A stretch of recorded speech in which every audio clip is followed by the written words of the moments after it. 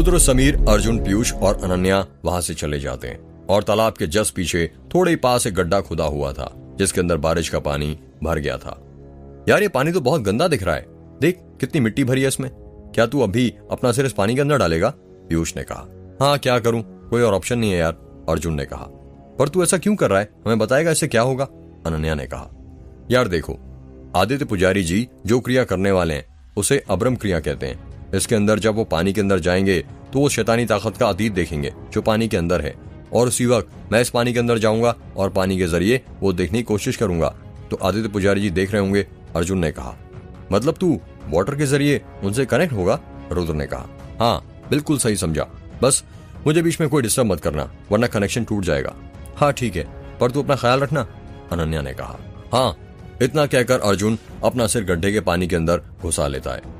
अर्जुन का पूरा सिर पानी के अंदर डूब जाता है। दूसरी ओर आदित्य पुजारी भी पानी के अंदर पूरी तरह डूब चुके थे। आदित्य पुजारी पानी के अंदर आकर खड़े हो जाते हैं और पानी के अंदर अब्रम क्रिया करने लगते हैं। आदित्य पुजारी पानी के साथ अपना संपर्क साधने लग जाते हैं। देखते ही देखते पानी के अंदर का सारा दृश्य बदल जाता है और आदित्य पुजारी देखते हैं कि तालाब के पास घनघोर अंधेरा छाया हुआ था। आसमान को काले बादलों ने ढक रखा था।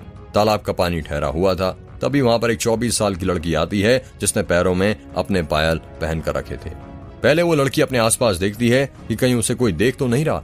जब उसे पूरा विश्वास हो जाता है कि कोई उसे नहीं देख रहा तो वो लड़की तालाब की सीढ़ियों पर पालकी मारकर बैठ जाती है। जैसे कि वो लड़की तालाब की सीढ़ियों पर बैठती है, आसमान के ऊपर कहीं से ढेर सारे चील आ जाते हैं और तालाब के चारों तरफ घूमने लगते हैं। वो चील तालाब के आसपास ही मंडरा रहे थे। ऐसा लग रहा था जैसे वो उसी लड़की के लिए आए हों। वो लड़की बैठे बैठे अपनी आंखें बंद कर लेती है और ध्यान लगाने लग जाती है। कुछ देर बाद वो लड़की अपनी जगह से उठती है और कहती है, सौदा जल्द पूरा होगा। सौदा पूरा होने तक मेरी रूह इसी तालाब में रहेगी। सौदा पूरा होने के बाद मेरी रूह इस तालाब से मुक्ति दिला देना। वो लड़की धीरे धीरे अपने कदम तालाब के पानी की ओर बढ़ाने लग जाती है, ये कहते हुए कि सौदा जल्द पूरा होगा, सौदा जल्द पूरा होगा। वो लड़की तालाब के अंदर जाने लगती है। जैसे उस लड़की का पहला कदम पानी के अंदर जाता है, आसमान में मंडरा रही चील जोर जोर से चिल्लाने लग जाते हैं। उन चीलों को देखकर लग रहा था जैसे उस लड़की के मरने के बाद वो उसका होश खाने वाले हों। वो लड़की आगे बढ़ते बढ़ते पूरी तरह पानी में डूब जाती है। आसमान में मंडरा रहे चील शांत हो जाते हैं। कुछ देर बाद उस लड़की के पूरी तरह डूब जाने के बाद अचानक से उसका डूबा हुआ शरीर पानी के ऊपर आ जाता है। वो लड़की का शरीर पानी के ऊपर तैर रहा था। आसमान में मंडरा रहे चील एक एक करके उस लड़की के शरीर के ऊपर बैठ जाते हैं, लेकिन उसे खाते नहीं हैं। उस लड़की का मृत शरीर धीरे धीरे पानी के अंदर डूबने लग जाता है। ऐसा लग रहा था जैसे वो चील जो उस लड़की के मृत शरीर के ऊपर बैठे हुए थे उसे पानी के अंदर धक्का दे रहे हों।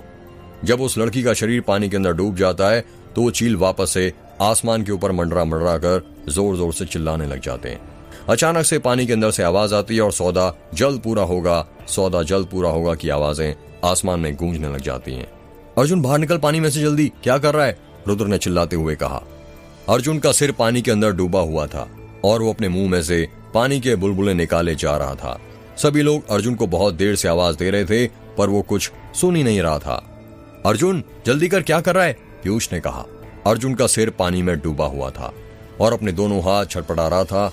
ऐसा लग रहा था कि उसका कोई सिर पानी के अंदर खींच रहा हो। यार, आई थिंक अर्जुन की जान खतरे में, अनन्या ने कहा। समीर, पीयूष, जल्दी से अर्जुन को खींचो, रुद्र ने अर्जुन का सिर पानी से बाहर खींचते हुए कहा। समीर, पीयूष, रुद्र अपनी पूरी ताकत लगा देते हैं अर्जुन को खींचने में, लेकिन वो उसे नहीं खींच पा रहे थे। पता नहीं ऐसा क्यों हो रहा था। शायद कोई शैतानी ताकत अर्जुन का सिर पानी के अंदर खींच रही थी। यार, मुझे नहीं लगता ऐसे से हम अर्जुन को सिर पानी में से निकाल सकते हैं, समीर ने कहा। यार, आई थिंक समीर ठीक कह रहा है।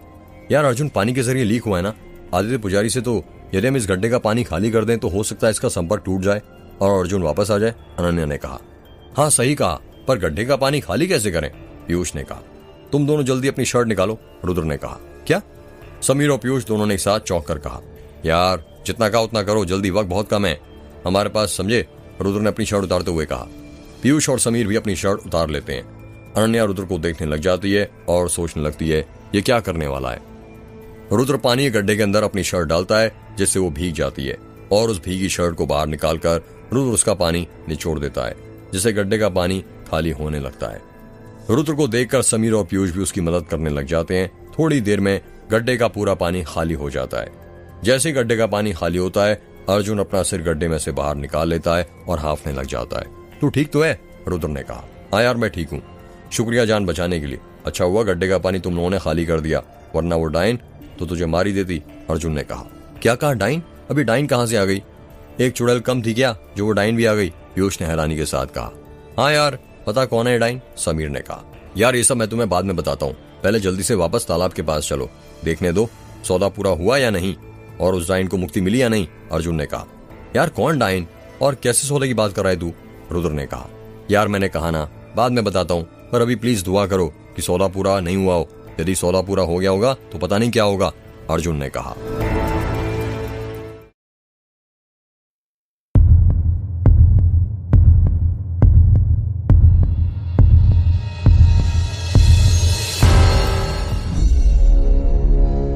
अर्जुन, रुद्र, समीर, पीयूष और अनन्या वापस तालाब के पास पहुंच जाते हैं। तालाब के पास अभी भी बहुत भीड़ जमा थी। आदित्य पुजारी अभी अभी पानी के अंदर से निकले थे। रुद्र और उसके दोस्त लोग भीड़ को हटाते हुए आदित्य और नीरज पुजारी के पास पहुंच जाते हैं। इस तालाब के अंदर किसी की रूह भटक रही है। आदित्य पुजारी ने नीरज पुजारी से कहा। ये क्या बात कर रहे हो आदित्य?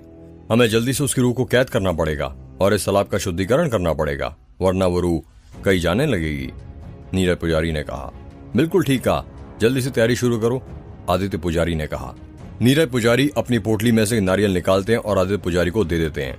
यार ये पुजारी जी ने नारियल क्यों निकाला है? वो क्या नारियल को फोड़कर उस रूह को कैद करेंगे? पीयूष ने कहा। नहीं यार, नारियल तो वो रूह फोड़ेगी जब इसके अंदर वो कैद होगी, अर्जुन ने कहा। मतलब? समीर ने कहा।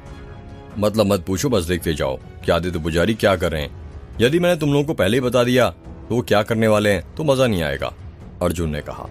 आदित्य पुजारी नारियल की सारी जटाओं को निकाल लेते हैं। नारियल के सिर के तीनों काले बिंदु साफ साफ दिख रहे थे। आदित्य पुजारी ओम नमः शिवाय का जाप करते हुए उस नारियल को तालाब के पानी के अंदर की सीढ़ियों पर रख देते हैं। नारियल पानी के अंदर डूब जाता है। आदित्य पुजारी ने नारियल तालाब की सीढ़ियों के पास के पानी के अंदर डुबोया था। आदित्य पुजारी और नीरज पुजारी दोनों ही तालाब के पास पालकी मारकर बैठ जाते हैं और ध्यान में मन ही मन मंत्र पढ़ने लग जाते हैं। यार ये पुजारी जी तो ध्यान में बैठ गए, ऐसे रूह को कैद करेंगे क्या? समीर ने कहा। वो ध्यान में नहीं बैठे हैं, बल्कि अपनी शक्तियों को नारियल पर केंद्रित कर रहे हैं। नारियल को दैवीय शक्ति से भर रहे हैं, जिससे नारियल के अंदर वो रूह कैद हो जाए। यदि वो रूह नारियल के अंदर कैद हो गई तो नारियल अपने आप पानी से ऊपर आ जाएगा, अर्जुन ने कहा। क्या बात कर रहा है यार? अनन्या ने हैरानी के साथ कहा। करीब आधा घंटे से आदित्य और नीरज पुजारी उस रूह को पकड़ने के लिए साधना कर रहे थे, पर अभी तक वो उनकी कैद में नहीं आई थी। यार इतना टाइम हो गया, अभी तक वो आत्मा कैद नहीं आई क्या? पीयूष ने कहा। वैसे देखा जाए तो अभी तक आ जाना चाहिए था, पर पता नहीं क्या हो गया, अर्जुन ने कहा। कहीं कुछ गड़बड़ तो नहीं हो गई? रुद्र ने कहा। पता नहीं यार, अर्जुन ने कहा। रुद्र और उसके दोस्त लोग आपस में बातें ही कर रहे थे कि तभी नारियल अपने आप ऊपर आ जाता है, लेकिन वो नारियल टूटा हुआ आधा था 2 टुकड़ों में। जैसे ही नारियल ऊपर आता है, आदित्य और नीरज पुजारी को इस बात की अनुभूति हो जाती है। वो दोनों अपनी आंखें खोल लेते हैं। आदित्य पुजारी जी अपनी आंखें खोलते हैं और उस नारियल के दोनों टुकड़ों को देखकर हैरान हो जाते हैं। वो दोनों नारियल के टुकड़े सड़े हुए थे और काले पड़ गए थे। महादेव सबकी रक्षा करें, गांव पर कोई बड़ी मुसीबत आने वाली है, आदित्य पुजारी ने कहा। यार तूने तो कहा था नारियल सीधा ऊपर आएगा, ये तो अपने आप टूट कर आया है। और वो देखो जरा गौर से, नारियल सड़ा हुआ भी है, काला पड़ गया है। तो पीयूष ने कहा। ये काला नहीं पड़ा है पीयूष, इसका मतलब है कि सौदा पूरा हो गया है। उसने अपनी बलि देने से पहले कहा था कि मेरी रूह यहीं पर भटकेगी और जब उसका सौदा पूरा हो जाएगा तो उसको मुक्ति दे देना। उसकी रूह नारियल के अंदर कैद नहीं हुई, इसका ये मतलब है कि सौदा पूरा हो गया है और उसकी रूह को भी मुक्ति मिल चुकी है, अर्जुन ने कहा। यार तू कौन से सौदे की बात कर रहा है और किसकी मुक्ति की बात कर रहा है, बताएगा? रुद्र ने कहा। घर पर चलो तुम लोग, मैं वहां पर तुम्हें सब बताता हूँ, अर्जुन ने कहा। अर्जुन, रुद्र, पीयूष, समीर और अनन्या घर जाने के लिए निकल जाते हैं। ठकुराइन अपने घर में बैठी हुई थी, तभी वहां पर महेंद्र सिंह अपने नौकर लालू के साथ आ जाते हैं। अरे ठाकुर साहब, आप आ गए मंदिर से? क्या बोला आदित्य पुजारी ने फिर? ठकुराइन ने महेंद्र सिंह से कहा। वहां पर हमें आदित्य पुजारी तो नहीं मिले, पर हाँ निर्मल पुजारी जी मिल गए थे। उन्होंने कहा वो जल्द मेघ के चुड़ैल के लिए कुछ न कुछ उपाय निकालेंगे और उन्होंने ये भी कहा कि घबराने की कोई बात नहीं है। जब तक मेघ का दूसरा दरवाजा नहीं खुलता, वो चुड़ैल हमारे गांव के किसी व्यक्ति को कुछ नुकसान नहीं पहुंचा सकती है, महेंद्र सिंह ने कहा। अच्छा हुआ पंडित सुशलाचार्य जी ने मेघ के 2 दरवाजे बनाए थे, वरना पता नहीं हमारा क्या होता। पर एक बात समझ नहीं आई, गांव में इतना सब कुछ हो गया, इतने सारे लोगों की मौत हो गई, पंडित सुशलाचार्य जी अभी तक आए क्यों नहीं? उन्हें तो अब तक आ जाना चाहिए था। ऐसी कौन सी तपस्या करने बैठे हैं वो? ठकुराइन ने कहा। पता नहीं ठकुराइन, हमने तो बहुत पहले उनके शिष्यों से सवाल पूछा था कि पंडित सुशलाचार्य जी को गांव की कुछ खबर दी है कि नहीं। फिर क्या बोला उन्होंने? उन्होंने तो 1 साल पहले ही बता दिया था पंडित सुशलाचार्य जी को कि मेघ का दरवाजा खुल गया है और वो अपने मठ से 10 गांव आने के लिए निकल भी गए थे, पर पता नहीं कहां पर रह गए। उनके प्रिय शिष्य आदित्य उनसे संपर्क साधने की कोशिश कर रहे हैं। देखते हैं कब तक वो पंडित सुशलाचार्य जी को बुला पाते हैं। हाँ भोलेनाथ, उन्हें जल्दी भेज दे और हमें इस मुसीबत से बचाए। वैसे बहू कहाँ है? बहू ऊपर वाले कमरे में आराम कर रही है। बहू को होश आ गया ना? हाँ जी आ गया, मैंने उसे खाना भी खिला दिया है, अब बिल्कुल ठीक है वो। तो ये लो प्रसाद भी खिला दो, मेघनाथ मंदिर से लाया हूं मैं बहू के लिए। जी ठीक है, बाद में खिला दूंगी। बाद में नहीं, अभी खिलाओ, समझी? महेंद्र सिंह ने गुस्से में कहा। पर क्यों? तुम ना कुछ समझती नहीं हो ठकुराइन, क्यों का क्या मतलब है? पुजारी जी ने बहू के लिए कुछ सोच समझ कर ही दिया होगा ना। तुम रहने दो, शायद तुम भूल जाओगी। चलता हूँ बहू को प्रसाद खिलाने। जी चलिए, ठकुराइन ने कहा। ठकुराइन और महेंद्र सिंह सीढ़ियां चढ़ते हुए तन्वी कमरे में जाने लगते हैं। तन्वी ने अपने कपड़े चेंज कर लिए थे। वो नीला सूट पहने हुई थी और बेड पर बैठकर आराम कर रही थी। तन्वी जैसे अपने ससुर और सास को आते हुए देखती है, अपने सिर पर पल्लू रख लेती है। प्रणाम पापा जी, तन्वी ने महेंद्र सिंह से कहा। प्रणाम बहू रानी, अब कैसी है तुम्हारी तबीयत? महेंद्र सिंह ने कहा। अब ठीक है पापा जी, वो हम मेघनाथ मंदिर गए थे तो वहां से तुम्हारे लिए प्रसाद लाए थे। क्या मेघनाथ मंदिर गए थे आप और वहां से प्रसाद लाए हैं? तन्वी ने हैरानी के साथ कहा। क्यों, क्या हुआ बेटा? तुम इतना हैरान क्यों हो रही हो? तुम मंदिर नहीं जाती क्या? नास्तिक तो नहीं हो? अरे नहीं पापा जी, ऐसी बात नहीं है। मेरा तो ईश्वर पर बहुत विश्वास है और सबसे ज्यादा भोलेनाथ पर, जो हर वक्त मेरी रक्षा करते रहते हैं। तो फिर ये लो बेटा, प्रसाद ग्रहण करो। महेंद्र सिंह ने तन्वी को तिल का प्रसाद देते हुए कहा। जैसे ही तन्वी तिल के प्रसाद को देखती है, अजीब सा मुंह बना लेती है। उसके चेहरे से ऐसा लग रहा था कि जैसे वो प्रसाद नहीं खाना चाहती हो। क्या हुआ बेटा, तुम प्रसाद क्यों नहीं उठा रही हो? महेंद्र सिंह ने कहा। वो मेरे हाथ गंदे हैं ना, तन्वी ने बहाना बनाते हुए कहा। अरे तो इसमें क्या बात हुई है, मैं खिला देती हूँ बेटा, ठकुराइन ने प्रसाद उठाते हुए कहा। अरे नहीं, मैं बाद में खा लूंगी ना, माँ आप क्यों तकलीफ करती हैं? अरे इसमें तकलीफ वाली क्या बात है बेटा, ठकुराइन ने कहा। महेंद्र सिंह मनी मन सोचने लगता है कि तन्वी प्रसाद खाने से इतना बहाने क्यों कर रही है। कहीं उसका शक सही तो नहीं? तन्वी के अंदर कहीं मेघ की चुड़ैल तो नहीं?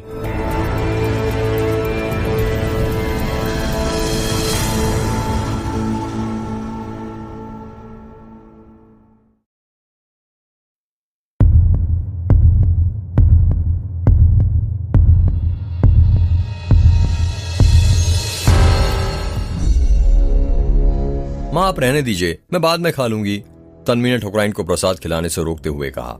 ऐसे प्रसाद को मना नहीं करते हैं बेटा, अशुभ होता है, ठकुराइन ने कहा। ठकुराइन के बहुत जोर देने पर तन्वी वो तिल का प्रसाद खा लेती है। जैसे ही तन्वी वो तिल का प्रसाद खाती है, महेंद्र सिंह मनी मन सोचने लग जाता है क्या पता चल जाएगा कि तन्वी के अंदर मेघ की चुड़ैल है या नहीं। महेंद्र सिंह इंतजार कर ही रहा था कि कुछ अजीब होए, उससे पता चले कि उसकी बहू के अंदर मेघ की चुड़ैल है या नहीं, पर कुछ हो नहीं होता। कुछ देर बाद महेंद्र सिंह पूरी तरह संतुष्ट हो जाता है कि उसकी बहू के अंदर किसी की आत्मा है या नहीं है। पर तभी उसी वक्त तन्वी अजीब सा मुंह बनाने लग जाती है और कसकर अपना गला दबाने लग जाती है। ये तुम्हें क्या हो गया बहू, तुम ठीक तो हो? ठकुराइन ने कहा। तन्वी ठकुराइन के सवाल का कोई जवाब नहीं देती है और अपना गला पकड़ने लग जाती है। महेंद्र सिंह सोचने लगता है कि कहीं प्रसाद ने अपना असर दिखाना शुरू तो नहीं कर दिया और कहीं तन्वी के अंदर मेघ की चुड़ैल तो नहीं। तन्वी भागते हुए वॉशरूम की तरफ जाने लगती है। क्या हुआ बहू, कुछ बताओगी? ठकुराइन ने तन्वी के पीछे पीछे जाते हुए कहा।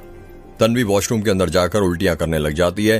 तन्वी अपनी जीभ पर उंगलियां खिसकर उल्टियां कर रही थी, तभी उस कमरे में कुलदीप आ जाता है और तन्वी की उल्टियां करने की आवाज सुनकर महेंद्र सिंह से पूछता है, पापा तन्वी को क्या हुआ, वो उल्टियां क्यों कर रही है? वो तन्वी नहीं बेटा, मेघ की चुड़ैल है, महेंद्र सिंह ने कहा। ये क्या बकवास कर रहे हो आप पापा, आप बताओगे हुआ क्या है तन्वी को? कुलदीप ने गुस्से में कहा। कुछ नहीं बेटा, वो मैं मेघनाथ मंदिर गया था तो वहां से मैं प्रसाद लेकर आया था। बहू ने वो खाया और उल्टियां करने लगी। क्या कहा, प्रसाद खाया और उल्टियां करने लग गई? किस चीज का प्रसाद दिया आपने? ये तिल का, महेंद्र सिंह ने प्रसाद दिखाते हुए कहा।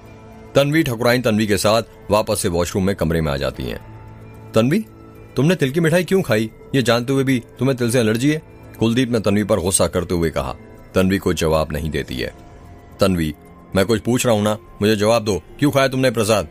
वो पापा जी इतने प्यार से लाए थे कि मैं मना नहीं कर पाई, तन्वी ने कहा।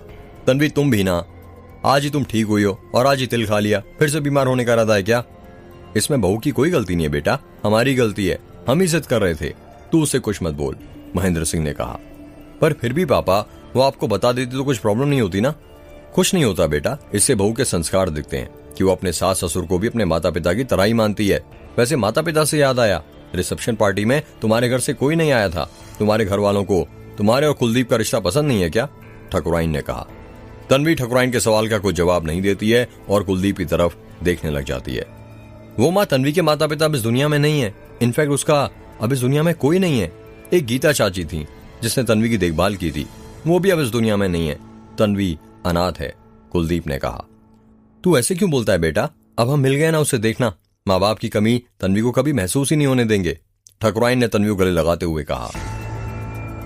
तन्वी भी ठकुराइन गले मिल जाती है। वाह माँ, ये सही है, बहू के आते अपनी बेटे को भूल गई, कुलदीप ने कहा। अरे तुझे तो बहुत लाड़ कर लिया, अब मैं अपनी बेटी की तरह बहू को लाड़ करूंगी, ठकुराइन ने कहा। इट्स नॉट फेयर माँ, कुलदीप ने नाराजगी जाहिर करते हुए कहा। अरे आप अगले तू भी, ठकुराइन ने कहा।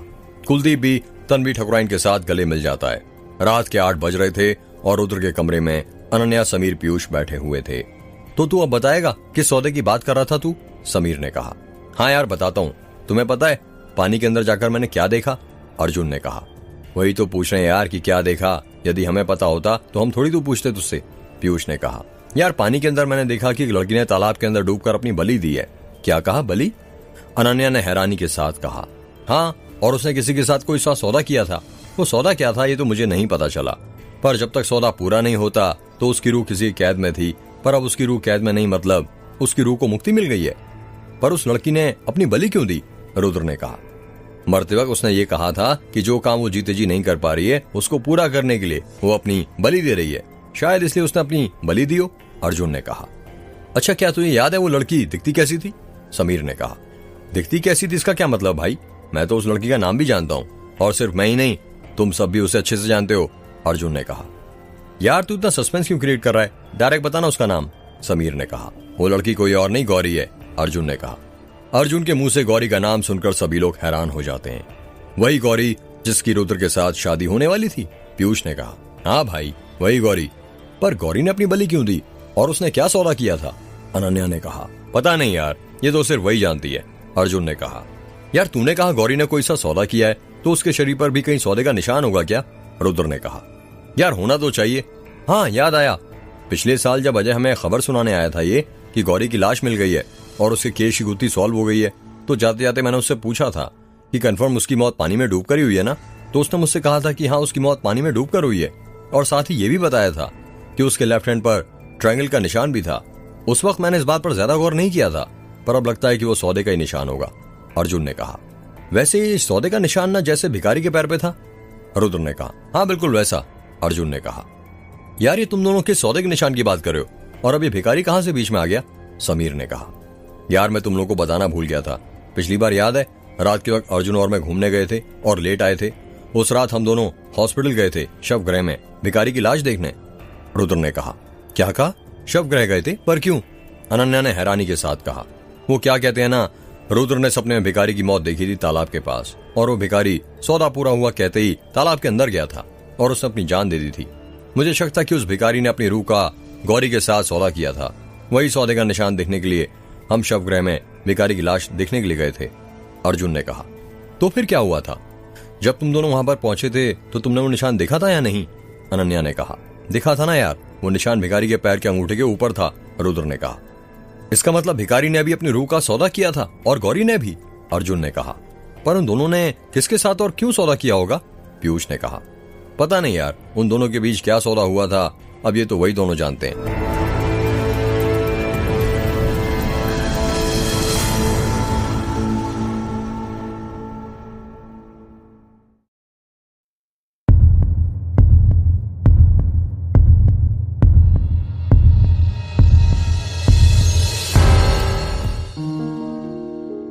सुबह के 7 बज रहे थे। तन्वी और ठकुराइन किचन के अंदर थीं। तन्वी बेटा, आज तुम्हारा पहला दिन है, रसोई में तो कुछ मिठाई बनाना, ठकुराइन ने कहा। जी माँ, पर क्या बनाऊं मैं? तन्वी ने कहा। कुछ भी बना लो बेटा, पर मिठाई बनाना कुछ। जी, तन्वी ने कहा। तन्वी सोचने लगती है कि मीठे में क्या बनाए, तभी उसे रुद्र की बात याद आती है, जब वो कहता था खाना बनाना सीख लो तन्वी, ससुराल में काम आएगा। और वो कहती थी मुझे क्या जरूरत है खाना बनाना सीखने की, जब तुम मेरे लाइफ पार्टनर बनने वाले हो। जब भूख लगेगी तो मैं ऑर्डर दे दूंगी खाना बनाने का, खाना रेडी हो जाएगा। अरे तन्वी बेटा कहाँ खो गई? ठकुराइन ने तन्वी को उसके ख्यालों में से बाहर निकालते हुए कहा। कहीं तो नहीं माँ, तन्वी ने कहा। तो फिर सोचा क्या बनाने वाली हो? हाँ माँ, यदि मिठाई बनाना है तो खीर बना लेती हूँ ना। हाँ अच्छा ये सही रहेगा, तुम्हारे ससुर जी को बहुत पसंद है खीर, और ताजा ताजा दूध है, अभी ही लालू देकर आया है। ताजे दूध की खीर बहुत अच्छी बनती है। ठीक है माँ, फिर मैं अभी बनाना शुरू कर देती हूँ। ठीक है, तुम खीर बनाओ और जब तक मैं देख कर आती हूँ तुम्हारे ससुर जी को किसी चीज की कोई जरूरत तो नहीं है। इतना कहकर ठकुराइन किचन में चली जाती है।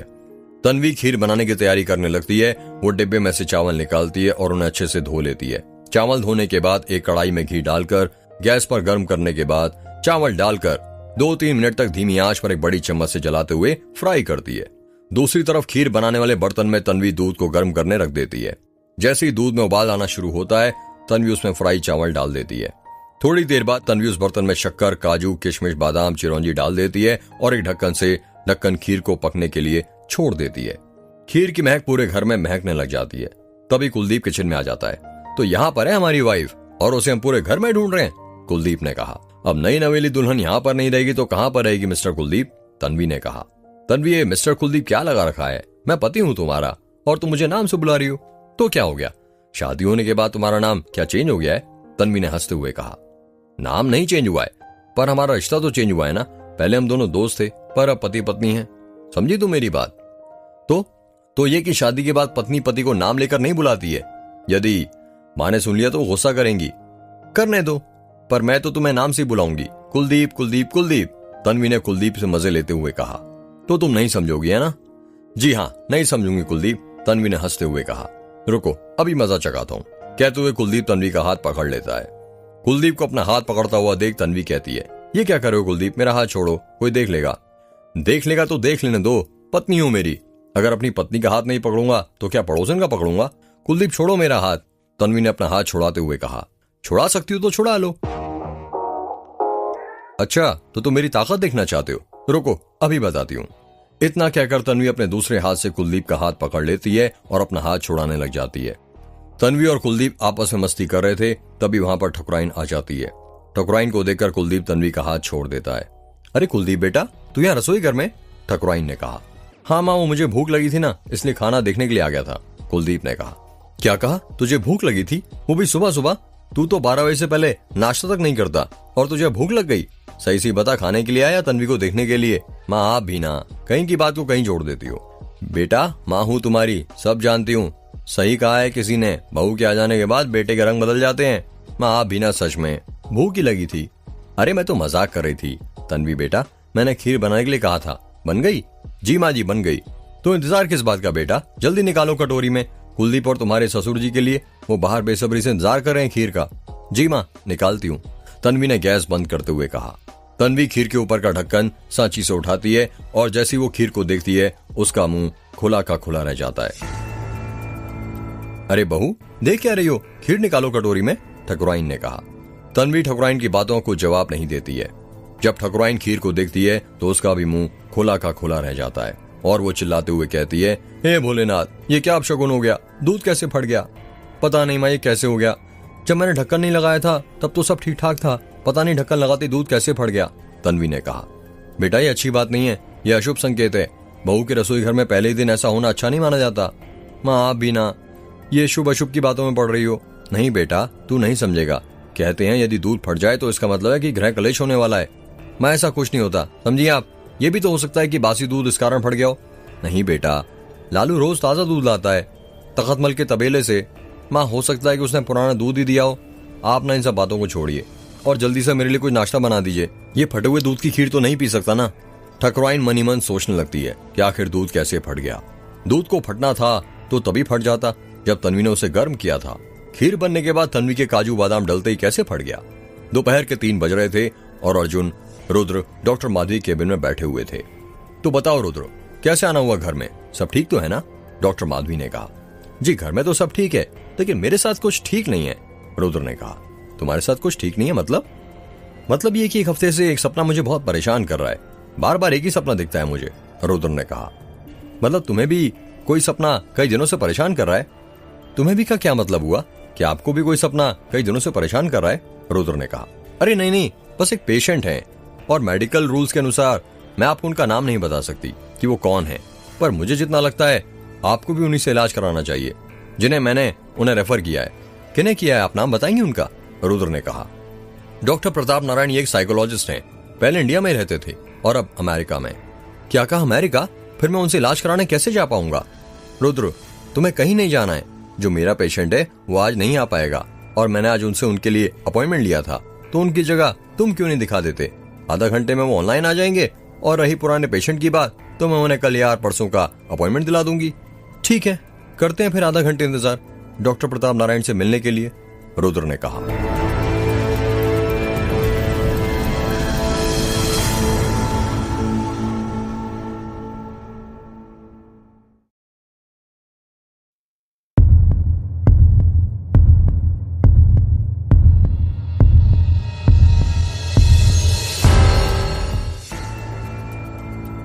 आधा घंटा हो गया था रुद्र और अर्जुन को डॉक्टर माधवी के केबिन में बैठे हुए। अर्जुन बार बार डॉक्टर माधवी को घूरे जा रहा था। आप ऐसे क्या देख रहे हैं? डॉक्टर माधवी ने कहा। कुछ नहीं, बस ऐसा लग रहा है जैसे पहले भी मैंने कहीं पर आपको देखा है, अर्जुन ने कहा। पिछले साल यहीं पर मैं एक गांव में देखा होगा जब आप यहां आए थे। जी नहीं, उससे पहले भी कहीं देखा है, बस याद नहीं आ रहा। उस बार भी रुद्र के घर पर आपने यही बोला था। कोई दूसरा तरीका नहीं मिला क्या आपको लड़कियों से बात करने का? आप गलत समझ रही हैं डॉक्टर माधवी। अरे मजाक कर रही हूं। अब डॉक्टर लोग मजाक भी नहीं कर सकते क्या? अरे कर सकते हैं ना, बेशक कर सकते हैं, अर्जुन ने कहा। ट्रिंग ट्रिंग ट्रिंग ट्रिंग डॉक्टर माधवी का फोन बजने लगता है। हेलो। जी प्रोफेसर साहब, मैं बस अभी अपना लैपटॉप ऑन करती हूँ, बस 2 मिनट। प्रोफेसर साहब, वो जिस पेशेंट की मैंने बात की थी वो किसी काम में उलझे होने के कारण वो तो नहीं आ पाए, पर एक नए पेशेंट हैं, इन्हें भी यही प्रॉब्लम है। जी जी ठीक है, बस 2 मिनट में ऑन कर रही हूँ। डॉक्टर माधवी के टेबल पर ही लैपटॉप रखा हुआ था। वो उसे उठाती हैं और ऑन कर लेती हैं और गूगल मीट के द्वारा प्रोफेसर प्रताप नारायण से कनेक्ट हो जाती हैं। हेलो प्रोफेसर, डॉक्टर माधवी ने कहा। Hello doctor Madhavi, am I audible? Yes professor. Laptop की स्क्रीन पर डॉक्टर माधवी का तो चेहरा दिख रहा था, पर प्रोफेसर प्रताप नारायण का चेहरा नहीं दिख रहा था। उनकी सिर्फ आवाज सुनाई दे रही थी। प्रोफेसर, आपका कैमरा बंद है शायद, डॉक्टर माधवी ने कहा। जी नहीं डॉक्टर माधवी, वो मेरे कैमरे में कुछ प्रॉब्लम हो गई है, इसलिए वो चल नहीं रहा है। आप फिक्र मत कीजिए, वैसे ही मुझे पेशेंट को देखना है। पेशेंट मुझे देखकर क्या करेगा? उसे तो उसके ट्रीटमेंट से मतलब होना चाहिए। जी बिल्कुल ठीक कहा। डॉक्टर माधवी लैपटॉप रुद्र की तरफ कर देती हैं और अर्जुन से कहती हैं, आई थिंक हमें रुद्र को कुछ देर प्रोफेसर सर के साथ अकेला छोड़ देना चाहिए, वो ज्यादा बेहतर है। फिर वो खुल के अपनी प्रॉब्लम के बारे में बात कर पाएगा प्रोफेसर से। हाँ क्यों नहीं, चलिए। इतना कहकर अर्जुन डॉक्टर माधवी कैबिन से बाहर जाने लगता है। अर्जुन के पीछे पीछे ही डॉक्टर माधवी भी कैबिन के बाहर जाने लगती हैं। हेलो प्रोफेसर, रुद्र ने कहा। हेलो, क्या मैं आपका नाम जान सकता हूँ? प्रोफेसर ने कहा। जी हाँ क्यों नहीं, रुद्र नाम है मेरा। ओके रुद्र, तो शुरू करते हैं। मुझे रुद्र पहले तुम ये बताओ कि क्या समस्या है तुम्हारी, क्या हो रहा है तुम्हारे साथ? वो प्रोफेसर, कुछ ही दिनों से एक सपना मुझे बार बार दिख रहा है, मैं परेशान हो गया हूँ उस सपने से। उस सपने की घटनाएं बार बार मेरी आंखों के सामने से गुजरती रहती हैं। कैसा सपना रुद्र, क्या तुम मुझे डिटेल में बताओगे? मुझे एक एक चीज जाननी है उस सपने के बारे में, छोटी से छोटी बात कुछ मिस नहीं होनी चाहिए। जी ठीक है, मैं आपको सब बताता हूँ मुझे मेरे सपने में। 2 मिनट रुद्र, बस 2 मिनट में अपनी डायरी निकाल लूं तुम्हारी बात नोट करने के लिए, प्रोफेसर ने रुद्र को बीच में टोकते हुए कहा। जी हाँ क्यों नहीं। सो रुद्र, अब तुम स्टार्ट कर सकते हो, मैंने डायरी पेन ले लिया है, कैरी ऑन। जी, तो मैं आपको बता रहा था कि मुझे मेरे सपने में गौरी दिखती है। ये गौरी कौन है? ये वो गौरी है जिससे 1 साल पहले मेरी शादी होने वाली थी, पर किसी कारणवश नहीं हो पाई, और बाद में सुनने में आया कि वो किसी और से प्यार करती थी और वो प्रेग्नेंट थी, इसलिए उसने अपनी जान दे दी। ठीक है, तो फिर आगे बताओ। प्रोफेसर साहब, गौरी ना एक अस्पताल के अंदर थी, नर्स की ड्रेस पहने हुए, शायद वो अस्पताल की नर्स ही हो। गौरी के हाथ में एक नवजात बच्चा था, उसने उसे इंजेक्शन लगाया और वो रोने लग गया। उसके बाद वो बच्चा बेहोश हो गया, और जितना मुझे याद है गौरी ने उस बच्चे को एनेस्थीसिया का इंजेक्शन लगाया था। जब वो बच्चा बेहोश हो गया तो गौरी ने उसे एक सफेद चादर से लपेट दिया, जिससे वो बच्चा नहीं दिख पा रहा था। गौरी ने उस बच्चे को उठाया और हॉस्पिटल के स्टाफ और लोगों से नजर बचाते हुए हॉस्पिटल के बाहर ले गई। गौरी बहुत डरी हुई लग रही थी, उसको देखकर ऐसा लग रहा था जैसे वो कोई गलत काम करने वाली हो। गौरी हॉस्पिटल के बाहर ही एक पेड़ के पास खड़े होकर अंधेरे में किसी का इंतजार कर रही थी। तभी वहां पर 8-9 साल का एक बच्चा आ जाता है। अंधेरा होने की वजह से मैं उसका चेहरा नहीं देख पाया, पर गौरी अपने हाथों से इशारा करके उस बच्चे को समझा रही थी। जब उसने बच्चे को समझा दिया तो गौरी ने वो नवजात बच्चा जो बेहोश हो गया था उस छोटे से बच्चे को दे दिया। वो बच्चा उस नवजात बच्चे को लेकर वहां से जाने लगा। जाते जाते गौरी ने उससे सिर्फ इतना कहा था कि तुम पहुंचो, मैं आती हूं। बस यही सपना है प्रोफेसर साहब, जो बार बार मुझे दिख रहा है कई दिनों से। तुम पहुंचो, मैं आती हूं की आवाज मेरे कानों में गूंज रही है। अच्छा तो ये बात है। देखो रुद्र, विज्ञान का मानना है कि सपने आपकी सोच से जुड़े होते हैं। दिन भर में हम जो भी सोचते हैं वो सपनों के रूप में हमको निद्रावस्था में दिखता है, परंतु ज्योतिष शास्त्र के अनुसार बुरे सपने को बार बार देखना अच्छा नहीं माना जाता। कहते हैं कि आने वाले बुरे वक्त का संकेत है। स्वप्न शास्त्र के अनुसार जो ज्योतिष शास्त्र का ही एक हिस्सा है, बार बार बुरे सपनों का आना आपको मानसिक रूप से अशांत करता है, जो अंततः किसी न किसी रूप में आपके कार्य क्षेत्र और दैनिक कार्य प्रणाली को पूरी तरह प्रभावित करता है। बुरे सपने बार बार आए तो इसका आपके अतीत से कोई संबंध हो सकता है। हो सकता है कि बचपन में आपके साथ कोई ऐसी घटना घटी हो। क्या आप मुझे आपके बचपन के बारे में कुछ बता सकते हैं? बस यही एक बात तो प्रोफेसर याद नहीं है मुझे। बचपन के बारे में मुझे कुछ भी याद नहीं आता है। अच्छा ठीक है, और कोई परेशानी? जी नहीं, बस एक यही सपना था जो बार बार मेरे दिमाग में घूमता रहता है। पिछले कई दिनों से मैं इससे बाहर नहीं आ पा रहा हूं। देखिए, आप घबराइए मत, मैंने आपकी सब बातें नोट कर ली हैं। मैं जल्द सब चीजों का एनालाइज करके आपको बताता हूं हम क्या कर सकते हैं। जी ठीक है, फिर हम ये मीटिंग यहीं पर खत्म करते हैं। इतना कहकर प्रोफेसर प्रताप नारायण अपना वीडियो ऑफ कर देती हैं। अजय पुलिस स्टेशन में बैठा हुआ था और गौरी की पुरानी केस की फाइल देख रहा था। वो बार बार उसकी फाइल के पन्ने पलट रहा था। तभी वहां पर माखनलाल आ जाता है। जयंत साहब, माखनलाल ने कहा। जयंत माखनलाल, बोलो क्या खबर लायो? अजय ने कहा। साहब, आपने बोला था ना कि पता करो कि मेघ के हॉस्पिटल में कौन कौन सा स्टाफ काम किया करता था। हाँ, तो पता कर लिया तुमने? हाँ साहब, मैंने पूरी लिस्ट निकलवा ली है। ये देखिए फाइल। माखनलाल ने अपने हाथ की फाइल अजय को देते हुए कहा। Very good Makhanlal, very good. Makhanlal जो फाइल लाया था, अजय उसके पन्ने पलटने लग जाता है। जब वो फाइल में नाम पढ़ता है कि कौन कौन मेघ अस्पताल में काम किया करता था, तो उसका मुंह खुला का खुला रह जाता है। वो शॉक्ड हो जाता है और कहता है, इसका मतलब मेरा शक सही था।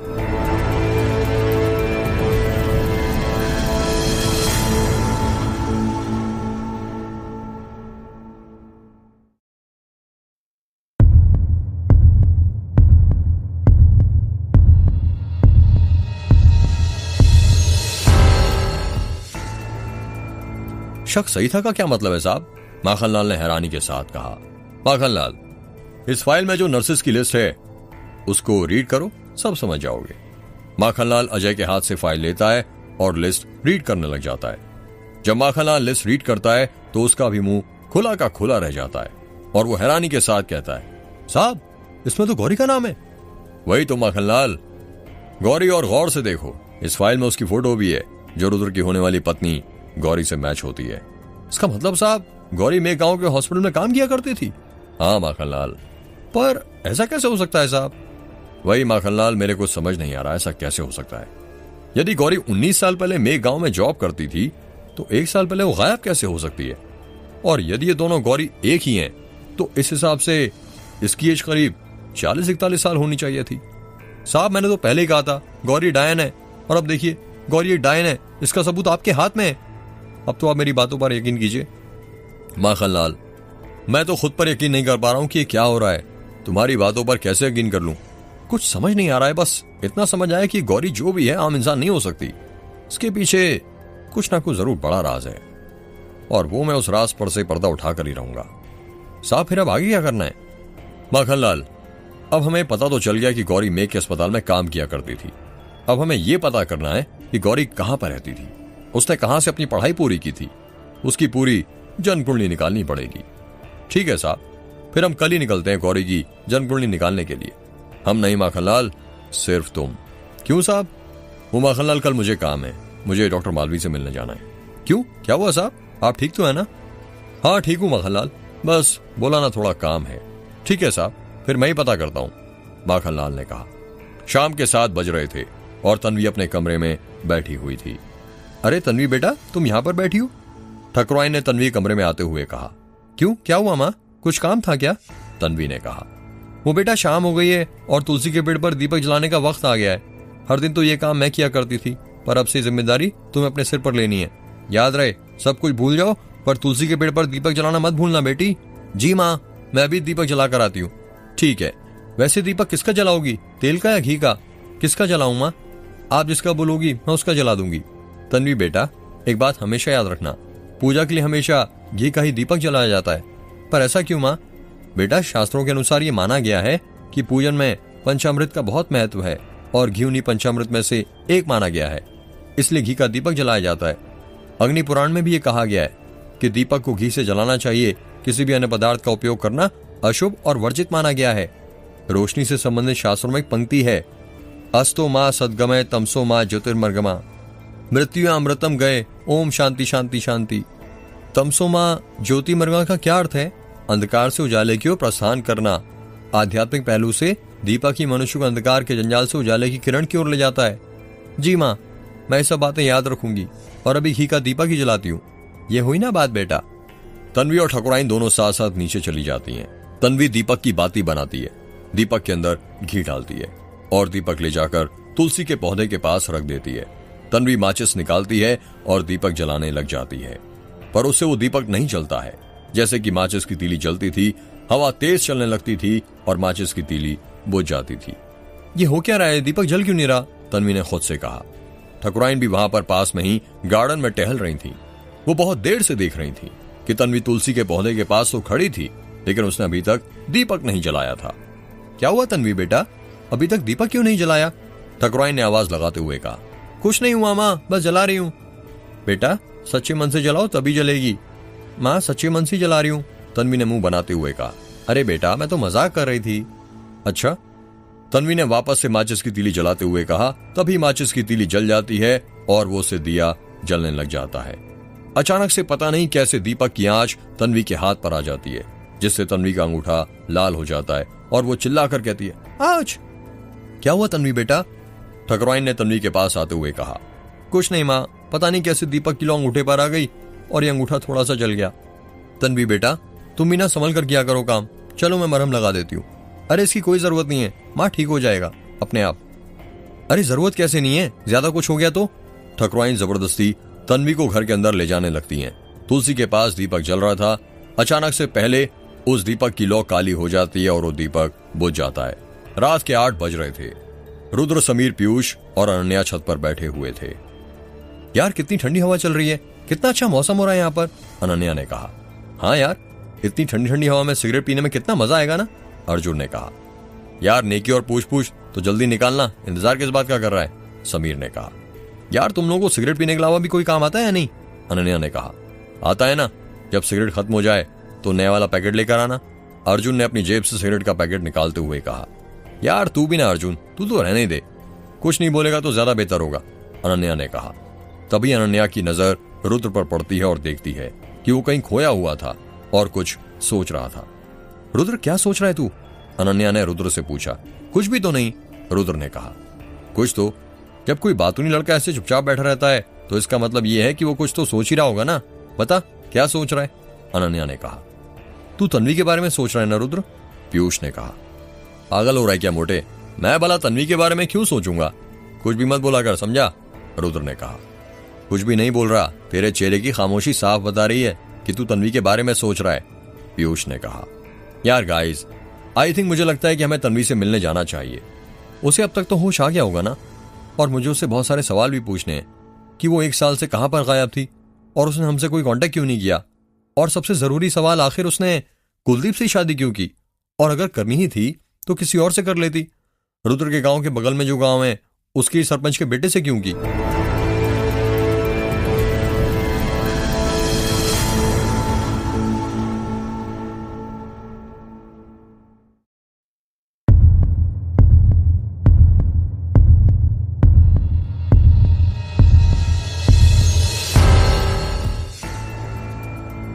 यार अनन्या ठीक कह रही है, और दोस्त होने के नाते भी हमें उससे मिलने जाना चाहिए, आखिर उसका हालचाल तो पूछ लें, समीर ने कहा।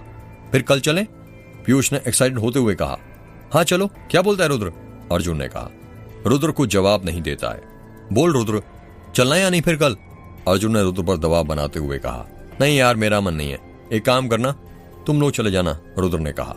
यार ये क्या बात हुई, तुम लोग चले जाना? ऐसे थोड़ी ना होता है। अगर तू नहीं गया तो तन्वी को बुरा लगेगा ना, समीर ने कहा। बुरा लगेगा? और तन्वी को? रुद्र ने हंसते हुए कहा। तुम लोग भी ना, उसे तो बल्कि खुशी होगी। रुद्र यार, तू ऐसा मत बोल यार। देख, कभी कभी जिंदगी में बहुत सी चीजें ऐसी होती हैं जो हमें चाहकर भी मिल नहीं सकती। इसका मतलब ये तो नहीं ना कि हम जिंदगी जीना ही छोड़ दें, अर्जुन ने कहा। अर्जुन ने ठीक कहा रुद्र, वक्त के साथ हमें अपने आप को एक्सेप्ट करना पड़ता है। और तू भी एक्सेप्ट कर ले कि तन्वी किसी और की हो गई है और एक नए कल की शुरुआत कर, पीयूष ने कहा। तो अब बता, कल चलेगा या नहीं फिर हमारे साथ तन्वी के घर, समीर ने कहा। हाँ भाई चल दूंगा, वरना तुम लोग नाराज हो जाओगे, रुद्र ने कहा। सुबह के 7 बज रहे थे और ठकुराइन अभी अभी नहा कर आई थी। ओम नमः शिवाय का जाप करते हुए ठकुराइन तुलसी के पौधे की पूजा करने के लिए गार्डन में जा रही थी। जब वो गार्डन में तुलसी के पौधे के पास पहुंचती हैं तो उसकी चीख निकल जाती है और वो चौंक कर कहती है, हे भगवान, ये क्या हो गया? ठकुराइन की आवाज सुनकर लालू भागते हुए तुलसी के पौधे के पास आता और कहता है, क्या हो गया मालकिन, आप चीखी क्यों? लालू वो देखो। ठकुराइन ने अपने हाथ से तुलसी के पौधे की तरफ इशारा करते हुए कहा। जब लालू तुलसी के पौधे की तरफ देखता है तो वो भी हैरानी के साथ कहता है, मालकिन ये कैसे हो गया? तुलसी का पौधा कैसे सूख गया? पता नहीं लालू, कैसे सूख गया? कल तक तो ठीक था, रात ही रात में कैसे सूख गया? मालकिन ना जाने कैसे हो गया, इतने सालों से नहीं सूखा था ये तुलसी का पौधा, और अब देखिए रात ही रात में सूख गया। हमें तो लगता है किसी की नजर लग गई होगी इस तुलसी के पौधे को। हाँ लालू, तुम ठीक कहते हो, मुझे भी यही लगता है। घर में अचानक तुलसी का पौधा सूख जाना बहुत अशुभ होता है। इसका ये मतलब होता है कि घर में कोई बड़ी मुसीबत आने वाली है। बिल्कुल सही कहा मालकिन, मैंने भी ये बात सुनी है। घर में सूखा तुलसी का पौधा नहीं लगा सकते। एक काम करो लालू, तुम जल्दी से जाओ और दूसरा तुलसी का पौधा लेकर आओ, जब तक मैं तुलसी का पौधा निकाल देती हूँ। जी मालकिन, मैं अभी लेकर आता हूँ, यहीं आसपास में मिल जाएगा। इतना कहकर लालू वहां से चला जाता है। लालू के जाने के बाद ठकुराइन तुलसी के पौधे की आसपास की मिट्टी हटाती है और तुलसी का पौधा निकालने लग जाती है। ठकुराइन ने तुलसी का पौधा निकाल लिया था और वो नया तुलसी का पौधा लगाने के लिए गड्ढा खोद रही थी।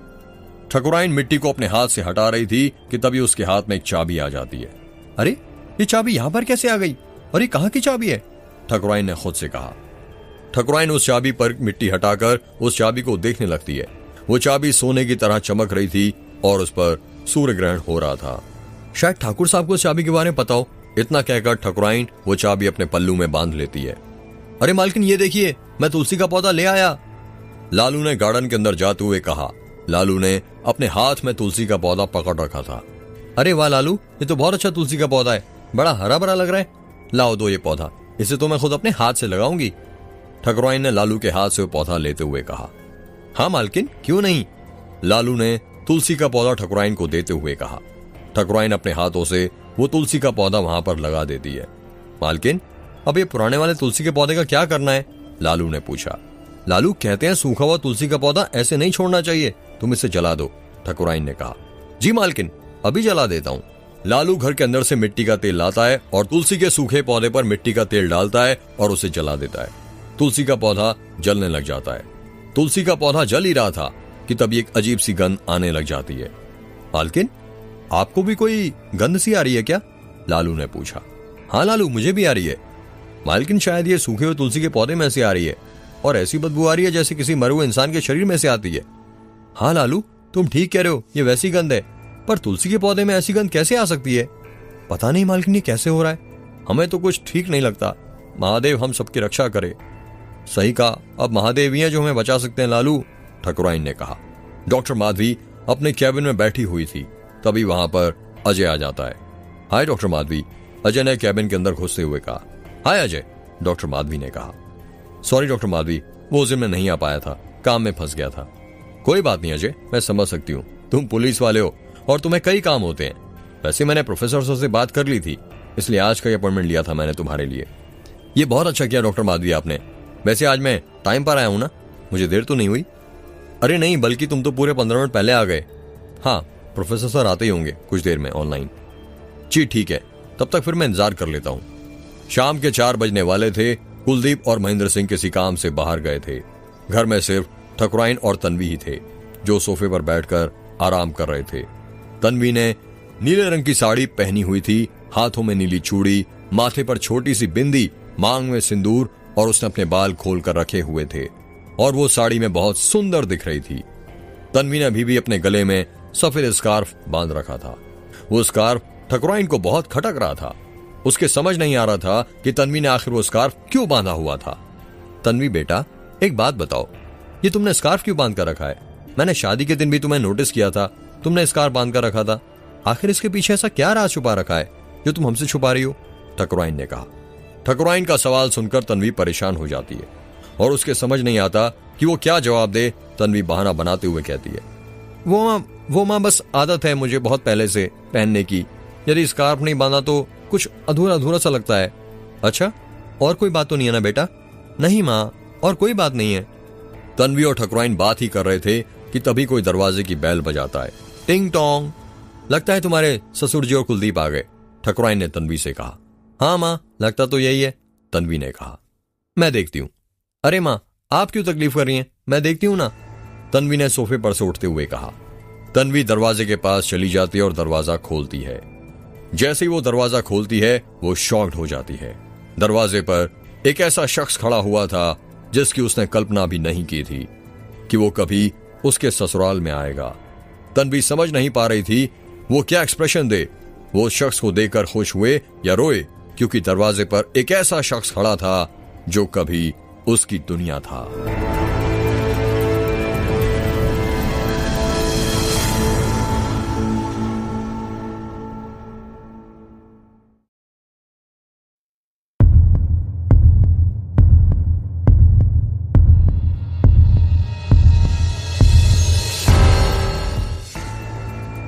जब तन्वी दरवाजा खोलती है तो देखती है दरवाजे पर रुद्र खड़ा हुआ था।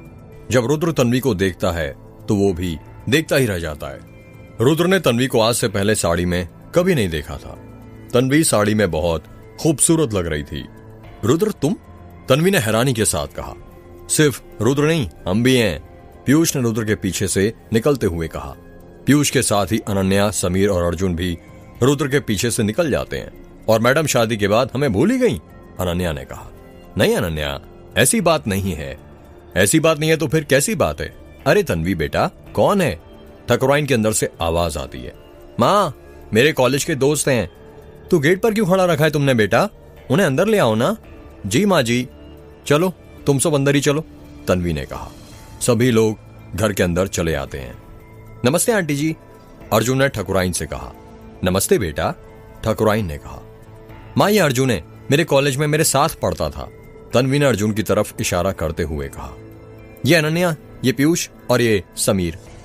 तन्वी रुद्र की तरफ हाथ करके उसका नाम बताने ही वाली थी कि तभी ठकुराइन कहती है, अरे ये तो रुद्र बेटा है ना, बलमाटोला गांव के सरपंच का बेटा।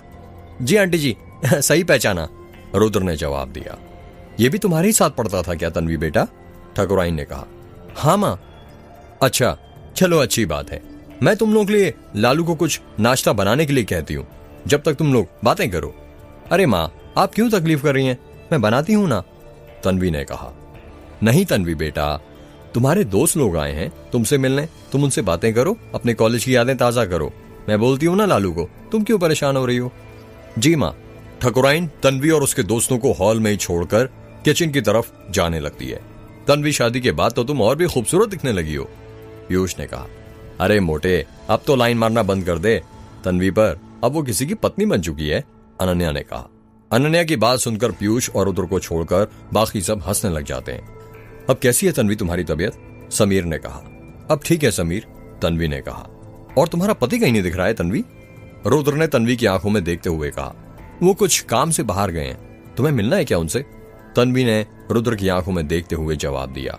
हाँ, मिल लेंगे, पहले उससे तो मिल ले, रुद्र जो घर में, यानी तन्वी से, समीर ने कहा। तन्वी से क्या मिलना है, देख तो लिए उसके सारे बदलते हुए रंग, रुद्र ने जवाब दिया। बदलते हुए रंग देख लिए, इसका क्या मतलब है रुद्र? तन्वी ने गुस्से में कहा। यही कि लोग 7 जन्मों के वादे किसी और के साथ करते हैं और शादी किसी और के साथ। हाँ, सही कहा, लोग वादे किसी और के साथ करते हैं और निभाते किसी और के साथ। देखा था पिछली बार जब मैं तुम्हारी शादी में आई थी।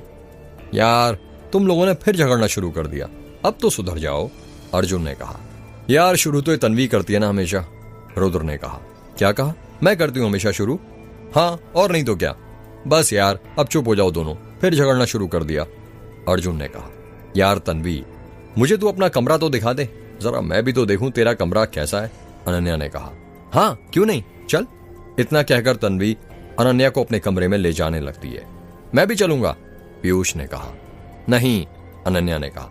पर क्यों? यार कुछ वक्त हम दोनों सहेलियों को भी दे दो, अनन्या ने अर्जुन को इशारा करते हुए कहा।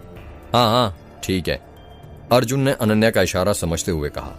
अनन्या और तन्वी सीढ़ियां चढ़कर ऊपर वाले कमरे में जाने लगते हैं। अजय डॉक्टर माधवी के कैबिन में बैठा हुआ था और प्रोफेसर प्रताप नारायण के साथ वीडियो कॉन्फ्रेंस के जरिए अपना इलाज करवा रहा था। तो अजय, मैं जानना चाहूंगा कि आपको सिर्फ एक यही सपना बार बार आता है या कोई और सा भी आता है? प्रोफेसर प्रताप नारायण ने कहा। प्रोफेसर, सिर्फ एक यही सपना है जो मुझे बार बार आता है। पता नहीं क्यों उस बच्चे की रोने की आवाज मेरे कानों में गूंजती रहती है, अजय ने कहा। ठीक है अजय, फिर मैंने सब कुछ नोट कर लिया है। मैं एनालाइज करता हूं सब चीजों का, फिर तुम्हें बताता हूं कि हम आगे क्या कर सकते हैं। जी प्रोफेसर। इतना कहकर अजय कुछ सोचने लग जाता है। प्रोफेसर प्रताप नारायण नोटिस कर लेते हैं कि अजय कुछ सोच रहा है और वो उससे पूछते हैं, क्या सोच रहे हो अजय? कुछ भी तो नहीं प्रोफेसर सर। अजय, मैं साइकोलॉजिस्ट हूं, मुझसे तुम कुछ छुपा नहीं सकते। मैं चेहरे के एक्सप्रेशन से समझ जाता हूं कि कौन सच बोल रहा है और कौन झूठ। तो क्या मैं पता नहीं लगा सकता कि कोई कुछ सोच रहा है या नहीं? बताओ क्या सोच रहे हो? मैं सोच रहा था, ये भूत प्रेत चुड़ैल डायन होते हैं या सिर्फ मनगढ़ंत कहानियां हैं? आपको क्या लगता है प्रोफेसर? अच्छा सवाल है। देखो अजय, दुनिया में ऐसी बहुत सी चीजें हैं जिनका जवाब अभी तक हमें पता नहीं चला है। साइंस ने भले ही कितनी भी तरक्की क्यों ना कर ली हो, पर कुछ सवालों का जवाब अभी भी उनके पास नहीं है। तो इसका मतलब आप भी भूत प्रेत पर भरोसा करते हैं? भरोसा करने वाली बात अलग है अजय। मैं तो तब तक किसी चीज पर भरोसा नहीं करता जब तक अपनी आंखों से ना देख लूं। पर क्या तुम यकीन करोगे, मैंने अमेरिका में भी ऐसे ऐसे लोगों को यहां पर देखा है जिनके अंदर एक अदृश्य शक्ति आती है और 4-5 आदमी भी उसे संभाल नहीं पाते हैं। मेरी एक बात हमेशा अपने दिमाग में रखना अजय, यदि दुनिया में भगवान है तो भूत प्रेत भी हैं। ये दोनों चीजें एक ही सिक्के के पहलू हैं। जी प्रोफेसर। अच्छा ठीक है, फिर इस मीटिंग को हम यहीं खत्म करते हैं। जी, अजय ने वीडियो कॉलिंग एंड करते हुए कहा। तन्वी और अनन्या दोनों ही एक साथ बैठी हुई थी। तो ये रहा मेरा कमरा, कैसा लगा तुम्हें? तन्वी ने अनन्या से कहा। अच्छा है, अनन्या ने कहा। तन्वी बेड पर से उठती है और अपनी अलमारी खोलकर हंसते हंसते अनन्या को अपनी साड़ियां दिखाने लग जाती है। देखो अनन्या, ये मेरी साड़ी है ना, सुंदर है ना? ये सब कुलदीप ने मुझे दिलाई है। और ये देखो, ये गहने ये मेरी सास ने मुझे दिए हैं। तन्वी ने अपने गहने अनन्या के हाथ में देते हुए कहा। अनन्या तन्वी की बातों को जवाब नहीं दे रही थी। उसकी साड़ी और गहने कैसे हैं, वो चुपचाप तन्वी को देखे जा रही थी। ये देखो अनन्या, ये कंगन कैसे लग रहे हैं? सोने के हैं, बताओ कैसे हैं? तन्वी ने चेहरे पर मुस्कान लाते हुए कहा। तुम कुछ बोलती क्यों नहीं अनन्या? कुछ तो बोलो। क्या बोलूं तन्वी, कब तक ये झूठी मुस्कान मुझे दिखाती रहोगी? क्या मुझे नहीं पता, ये साड़ी जेवर जवाहरात जो तुम मुझे दिखा रही हो, तुम्हें इनसे तो कुछ मतलब ही नहीं है। तुम्हें तो कानों में बुंदे पहनना भी पसंद नहीं थे कॉलेज में, फिर ये सब दिखावा क्यों कर रही हो तुम? तन्वी अनन्या के सवाल का कुछ जवाब नहीं देती है। तन्वी, मुझे पता है तुम रुद्र से बहुत प्यार करती थी और आज भी करती हो। मैं जानना चाहती हूं कि आखिर ऐसा क्या हुआ कि तुमने कुलदीप से शादी कर ली और 1 साल तक तुम कहां पर गायब थी? ना ही कोई फोन कॉल ना कुछ। बताओ तन्वी, क्या हुआ था 1 साल पहले?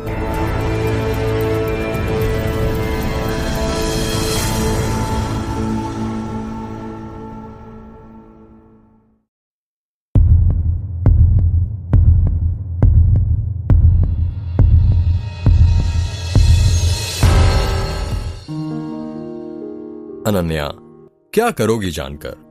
अब इन सब बातों का कोई मतलब नहीं है। मतलब है तन्वी, मैं जानना चाहती हूं आखिर ऐसा क्या हुआ था कि तुमने कुलदीप से शादी कर ली और ये कुलदीप अचानक से तुम्हारी जिंदगी में कहां से आ गया? कॉलेज में और कॉलेज खत्म होने के बाद भी मैंने कभी तुम्हारे मुंह से किसी कुलदीप का नाम नहीं सुना। फिर 1 साल के अंदर ही ये कुलदीप कहां से आ गया? जब तक तुम मुझे सब सच नहीं बताओगी, मेरे दिल को चैन नहीं मिलेगा तन्वी। तन्वी अनन्या की बातों का कुछ जवाब नहीं देती है। बताओ तन्वी, तुम्हें मेरे सिर की कसम है। अनन्या ने तन्वी का हाथ अपने सिर पर रखते हुए कहा। लगता है तुम नहीं मानने वाली। हाँ, मैं नहीं मानूंगी जब तक तुम नहीं बताओगी कि आखिर ऐसा क्या हुआ कि तुमने हम सबसे अपना कांटेक्ट तोड़ दिया? बताओ तन्वी, तुम्हें बताना ही पड़ेगा। अगर सुनना ही चाहती हो तो फिर सुनो। अनन्या, याद है जब पिछली बार जब हम यहां से शहर जा रहे थे, उस वक्त रुद्र और मैं गोंदिया स्टेशन पर बैठकर कुछ देर अकेले में बातें कर रहे थे। हाँ याद है। उस दिन मुझे लगा था कि शायद मुझे रुद्र जाने से रोक लेगा। वो सारी गलतियां जो हम दोनों ने पहले की थी वो सुधार लेगा, पर उसने ऐसा कुछ नहीं किया। उसने मुझे जाने से भी नहीं रोका। हम दोनों ने एक दूसरे का करियर बनाने के लिए एक दूसरे को छोड़ दिया था। पर जब करियर बन गया था तब तो रुद्र को मुझसे कुछ कहना चाहिए था ना, कि चलो तन्वी, जो हुआ उन सब बातों को भुला दो और एक नई जिंदगी की शुरुआत करते हैं, तुम्हारी और हमारी। पर उसने ऐसा कुछ नहीं किया। वो चुपचाप बैठा रहा। यहां से चले जाने के बाद भी मुझे हमेशा लगता था कि रुद्र मुझे कॉल करेगा और वापस बुला लेगा। मैं रोज उसके फोन का इंतजार करती थी, पर कुछ नहीं आया। मैं बहुत टूट गई थी। अनन्या, जिंदगी में कई बार हमेशा साथ ऐसा होता है कि हमारे पास सब कुछ रहता है पर किसी चीज की कमी रह जाती है। मेरे पास सब कुछ था, नाम, पैसा, करियर, बस रुद्र नहीं था। मैं कामयाब होते हुए भी हार गई थी अनन्या। मैं इतना टूट गई थी कि अंदर से कि मैं तुम्हें बता नहीं सकती। इसलिए गुस्से में मैंने सब कांटेक्ट तोड़ने का फैसला कर लिया और अपना नंबर चेंज कर दिया। मैं बहुत दूर जाना चाहती थी, यहां से कहीं दूर, जहां पर सिर्फ मैं और मेरी तन्हाई रह सके। फिर मैंने इटली जाने का फैसला किया। इटली से मुझे एक जॉब ऑफर हुई। मैंने सोचा यही सही मौका है कहीं दूर जाने का, इसलिए मैं रायपुर की जॉब छोड़कर इटली चली गई। जब मैं इटली गई तो वहां पर मुझे कुलदीप मिला, जो मेरे ही ऑफिस में काम किया करता था। जब मैंने कुलदीप को पहली बार देखा था तो मैं उसकी निगाहें देखकर ही समझ गई थी कि कुलदीप को मैं पसंद हूं। इसलिए मैं कुलदीप से हमेशा दूर दूर रहती थी। पर कुलदीप हमेशा कोई ना कोई बहाने से मुझसे बात करने की कोशिश किया करता था। मैं हर वक्त उदास बैठी रहती थी, अपनी ही दुनिया में खोई रहती थी, और कुलदीप कोई ना कोई नौटंकी करके मेरे चेहरे पर मुस्कान लाने की कोशिश करता रहता था। मैंने कई बार कुलदीप पर गुस्सा भी किया था कि वो मुझसे दूर रहा करे, मुझसे बात मत किया करे, पर वो मानता ही नहीं था। पता नहीं क्या चाहता था वो। तू मुझे ये सब मत बता, तू सिर्फ ये बता कि तूने कुलदीप से शादी क्यों की? आखिर हुआ क्या था ऐसा कि तुझे उससे शादी करनी पड़ी? अनन्या ने कहा। बता रही हूं अनन्या, बता रही हूं, थोड़ा सब्र तो कर। वो दिन मुझे आज भी याद है जब मैंने अपनी जिंदगी का सबसे बड़ा फैसला लिया था। मैं तंग आ गई थी। कुलदीप से मैंने बहुत बार टोका था कुलदीप को कि वो मुझसे बात मत किया करे, पर वो मानता ही नहीं था। वो हर दिन कहता था चलो कॉफी पीने चलें, चलो पिक्चर देखने चलें। मैं उसे मना कर करके थक गई थी। और फिर एक दिन गुस्से गुस्से में मैंने उससे कहा, तन्वी उस दिन को याद करने लग जाती है।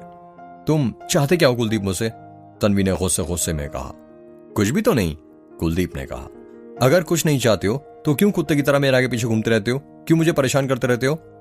मैंने कब तुम्हें परेशान किया तन्वी?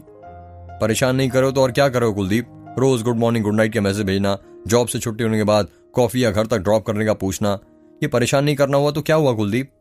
सॉरी तन्वी, मुझे नहीं पता था कि मैं तुम्हें परेशान कर रहा हूं। मैं तो बस क्या कुलदीप? तन्वी ने बीच में ही कुलदीप को रोकते हुए कहा। मैं तो बस तुमसे इतना कहना चाहता था कि मैं तुमसे बहुत प्यार करता हूं। क्या कहा? प्यार करता हूं? प्यार माय फुट। तुम जानते क्या हो प्यार के बारे में कुलदीप?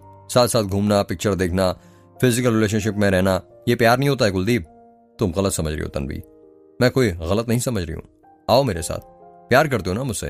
तन्वी ने कुलदीप का हाथ पकड़ते हुए कहा। तन्वी, तुम कहां ले जा रही हो? सॉरी यार, प्रॉमिस आइंदा कभी तुमसे बात नहीं करूंगा। अब तो मेरा हाथ छोड़ो।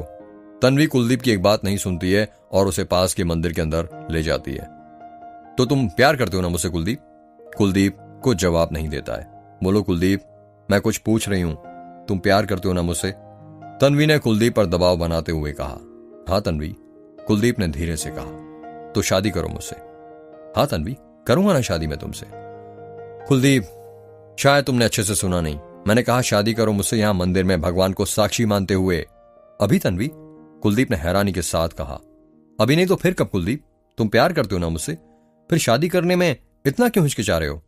मैं तुम जैसे लड़कों को अच्छे से जानती हूं, जो सिर्फ लड़कियों के साथ सोना चाहते हैं, उनसे शादी करना नहीं। तो आइंदा मेरे पीछे कभी मत घूमना, समझे तुम?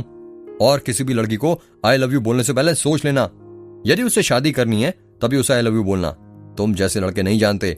लड़कियां अपने दिल में जब किसी को बसा लेती है ना, तो फिर चाहकर भी किसी और को नहीं बसा पाती हैं, वो बहुत टूट जाती हैं। इतना कहकर तन्वी वहां से जाने लगती है। तभी कुलदीप उसका हाथ पकड़ लेता है और कहता है, यदि तन्वी तुम्हें लगता है कि आज इस मंदिर में तुमसे शादी करके मैं अपना सच्चा प्यार साबित कर सकता हूं, तो मैं तुमसे आज अभी इसी वक्त शादी करने के लिए तैयार हूं। हमारे हाथों की सारी उंगलियां एक जैसी तो नहीं होती ना तन्वी। ठीक उसी तरह हर लड़का दूसरे लड़कों की तरह नहीं होता, जिनके लिए सिर्फ लड़कियों के साथ सोना ही प्यार होता है। आज इसी वक्त भगवान को साक्षी मानते हुए मैं तुमसे शादी करने के लिए तैयार हूं। बोलो, क्या तुम तैयार हो मुझसे शादी करने के लिए? कुलदीप ने तन्वी की आंखों में देखते हुए कहा। तन्वी भी कुलदीप की आंखों में देखने लग जाती है। फिर तुमने क्या जवाब दिया तन्वी? अनन्या ने पूछा। उस वक्त मुझे कुलदीप की आंखों में मेरे लिए वही प्यार दिख रहा था जो मुझे रुद्र की आंखों में मेरे लिए दिखता था। एक पल के लिए मुझे ऐसा लगा जैसे कुलदीप ने नहीं बल्कि रुद्र ने मुझसे कहा हो कि वो अभी इसी वक्त मुझसे शादी करना चाहता है। मैंने उसी वक्त कुलदीप को हाँ बोलने का सोचा। फिर मेरे मन में रुद्र का ख्याल आया और मैंने कुलदीप से कहा कि कुलदीप, तुम्हारे आने से पहले मेरी जिंदगी में एक और लड़का था, क्या तुम तब भी मुझे अपनाना चाहोगे? फिर कुलदीप ने क्या कहा? उसने वो कहा जिसने मेरे दिल को छू लिया, और रुद्र की जगह वो मेरे दिल में बस गया। ऐसा क्या कहा यार उसने कि तू रुद्र को भूल गई? अनन्या ने कहा।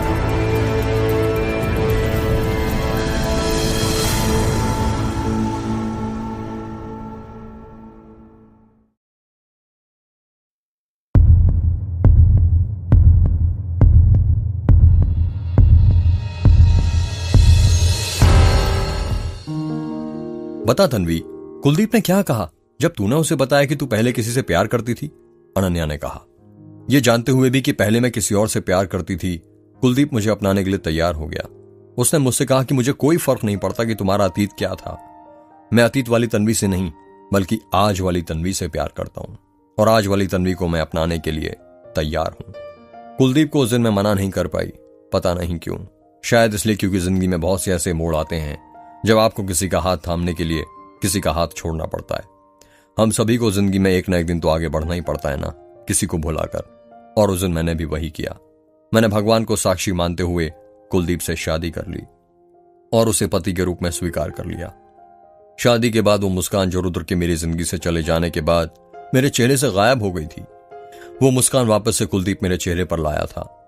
और फिर धीरे धीरे कुलदीप के साथ रहते रहते मैं रुद्र को भूल गई। वैसे देखा जाए तो तेरा कुलदीप को अपनाना ठीक भी था। कुलदीप तुझसे बहुत प्यार करता है, पर बस तेरी एक बात बुरी लगी, अनन्या ने कहा। कौन सी? यही कि तूने हम सबसे कांटेक्ट तोड़ दिया, यहां तक कि अपनी बेस्ट फ्रेंड मुझसे भी। सॉरी यार, मैंने बताया ना, उस वक्त मैं बहुत अपसेट थी। तन्वी ने अपने कान पकड़ते हुए कहा। It's okay. वैसे यार, मैं एक बात तो पूछना ही भूल गई। इसका मतलब तुझे कुलदीप से शादी करने से पहले यह नहीं पता था कि कुलदीप दास गांव में रहता था? नहीं यार, मुझे नहीं पता था। इनफैक्ट मुझे कभी पता ही नहीं चलता। यदि अरे हो गई बेटा तुम दोनों की बातें, नीचे कब से तुम्हारे बाकी के दोस्त नाश्ता करने के तुम्हारा इंतजार कर रहे हैं। तन्वी अपनी पूरी बात करती उससे पहले ही ठकुराइन ने तन्वी कमरे में आते हुए कहा। जी आंटी जी, बस हो ही रही है, अनन्या ने कहा। हाँ माँ, आप चलिए, मैं आती हूं, तन्वी ने कहा। नहीं बेटा, मैं तो तुम दोनों को साथ ही लेकर जाऊंगी। मैं भी एक औरत हूं और सब जानती हूं, लड़कियों की बातें कभी खत्म नहीं होती हैं, चाहे दुनिया क्यों ना खत्म हो जाए, ठकुराइन ने हंसते हुए कहा।